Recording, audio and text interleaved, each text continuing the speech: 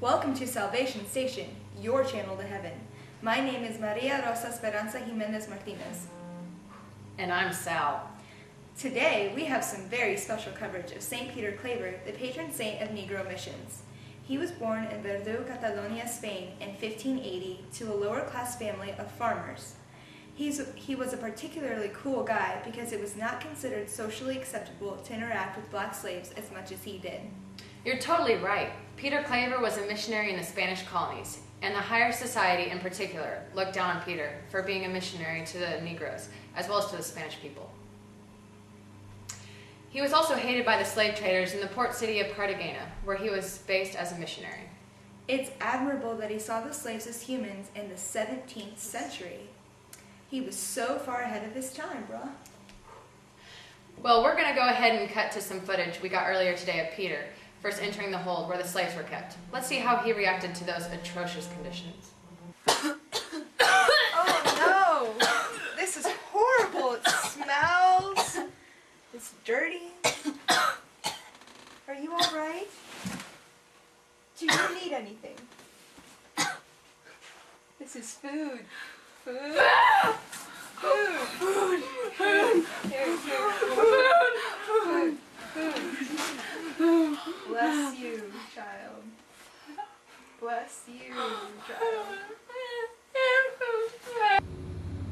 Wow. Oh, it's amazing how in the face of all that suffering and human feces, he's able to refrain from vomiting. Peter was able to connect to the slaves by befriending them in a practical manner first, with giving them biscuits, brandy, tobacco, and lemons as practical tokens of friendship. Peter was definitely wise in doing that even before beginning to preach to them. Peter firmly believed that actions speak louder than words, saying we must speak to them with our hands before we try to speak to them with our lips. And Peter definitely spoke with his hands, or at least his cloak. There were several occurrences where Peter was approached by a disease-sickened slave from the conditions on the ship, and simply was healed by touching Peter's cloak. This just in, we have a miracle happening right now. Let's go to the scene to check it out. We'll be right back after these messages. Does your cat hate you? 'Cause mine does. Don't you, little baby?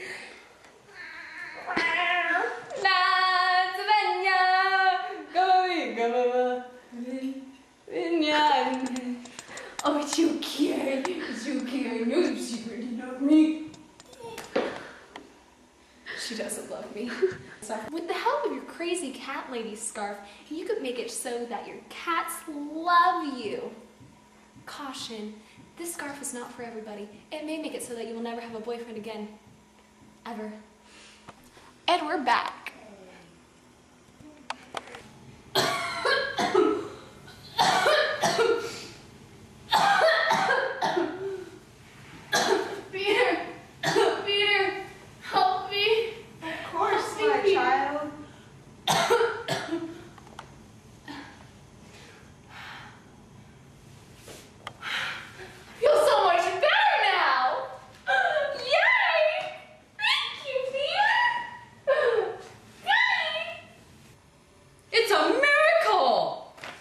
That reminds me of the time when we interviewed Jesus, and he healed that old lady with his cloak.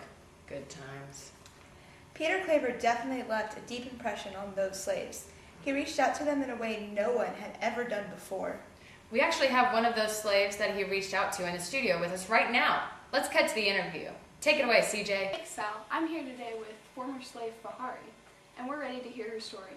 How did you meet Peter? Asuma misa moshamadan udam subaka. Unzuri, habari jai, titoni, kazanti, karibu, habarigani, azuli, kamahani, fontizia, hapana. She says that she met him when she first came to Cartagena to be sold as a slave. He had come into the hold of the ship where the slaves were kept and gave her a biscuit and some brandy. Ono sumbusi kitakutu. Oh yeah, I totally get you, Bahari. A guy can totally win a Virgo's heart with food. Did you witness any of the miracles that Peter performed? Misa mushamakano alezubala zubada. Gina na ko fronto habia shinaba nabi me samea huyo noi mome mondo. She says that not only did she witness one, she was a recipient of a miracle. Molemo wa modelava reva wando hoboya freca casiando deca frompoi. She had come down with leprosy on the ship because of the close quarters and the bad conditions. When Peter came onto the ship, she simply touched his cloak and she was healed. That is just so awesome. What happened after that? Amisa kono madado? O kanzakito kochana kweta nana kikien chukokiko. After that, she was one of the thousands that Peter baptized into the faith. Thank you, Bahari. We all appreciate you sharing your story with us today. Back to you, Seth. Wow, what an awesome interview! Even though I cannot understand a word Fahari said. It sounded cool though. Excuse the snow up in here, but our air conditioner is stuck at 32 degrees Celsius. Peter Claver was such a boss. He recognized that high place in society did not mean that that person's worth was greater than those of a lesser status. He was never afraid of offending the members of the upper class. We have footage from when he totally pwned high society and put them in their place. Really? Well, let's bring that up. I'm sure the viewers will really enjoy it. I just want to go to confession. This is taking forever. I shouldn't have to go to the same confessor as one of the slaves. How long am I going to have to wait? Hello? Is there a problem? Well, yes, I don't want to have to wait on you to hear the confession of a slave when you can be hearing mine. I quite agree. I am not the proper confessor for fine ladies. You should go to some other confessor. My confessional was never meant for ladies of quality. It is too narrow for their gowns. It is only suited to poor negresses. Well, I'll just wait then. Very well then, but I'm afraid you must wait till all my negresses have been absolved.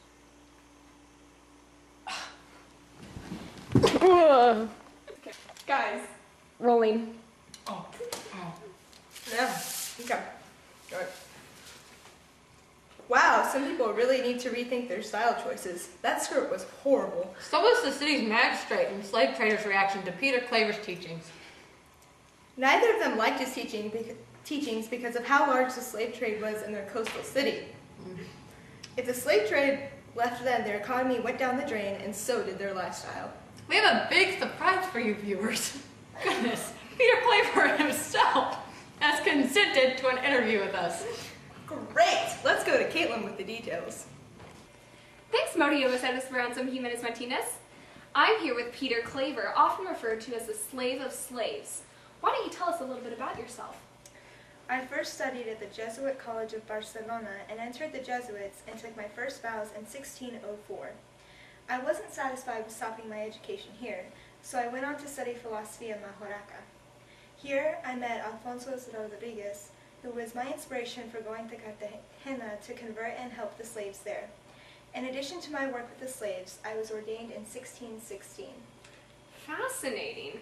And how exactly did you help the slaves there?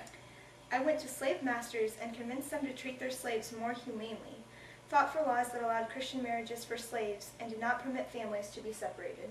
What a contribution to the slaves. Did you face any opposition to your ideas? Quite a bit. The slave traders and city magistrates did not agree with my ideals because it would cause the economy to fall and they would lose their business. Some people just don't understand that the dignity of a human person is the most important thing. Those are some great insights. I heard that you had Parkinson's and died, though. Did I receive some incorrect information? No, you are correct. I had Parkinson's and was mistreated by a former slave for about 4 years before I finally died. I thought that this interview was for a good cause, though, so I talked to the big man upstairs, and he arranged for me to resurrect for a while. Oh, well, thank you very much for going through all that trouble to meet with us. Great talk. Let's check back in with Maria Rosetta Jimenez Martinez. Well, that was just wonderful. He is such an amazing man, almost saint-like.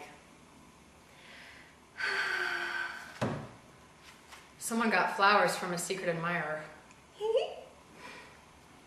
Do it by myself then. Well, Sal, he already is a saint. He was canonized on January 15th, 1888, along with the man that inspired so many of his great works, Alfonso Rodriguez. Really? Isn't it amazing? I'm so happy that he got the chance to be canonized alongside with an influential man in his life. We don't by chance have any footage of the event, do we? He loves me not. As a matter of fact, we do. We sent one of our best reporters to cover the canonization. Why don't we watch it now? He loves me not. I'm just so excited for this canonization. I know he's definitely gonna be my new favorite saint. Me too. I now pronounce Peter Claver a saint.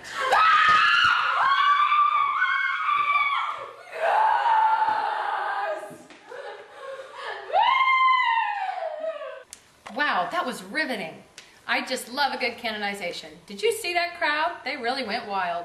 You are certainly right. What a wonderful ceremony for a wonderful man. He was persecuted so much during his life, he definitely deserves the appreciation he's receiving now.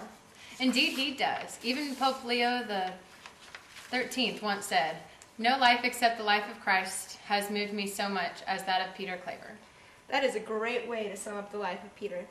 Unfortunately, that's all the time we have today. Join us next time for coverage on the new novel by Isaac Jogues. Look, Ma, no hands.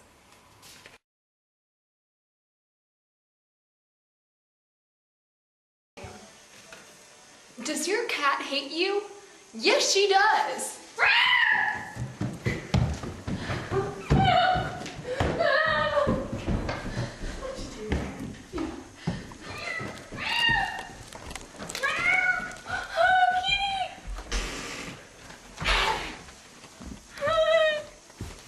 She hates me very much.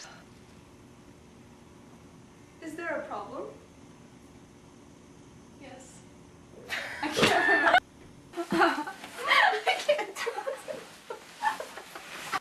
Class. We have footage from when he totally pawned high society.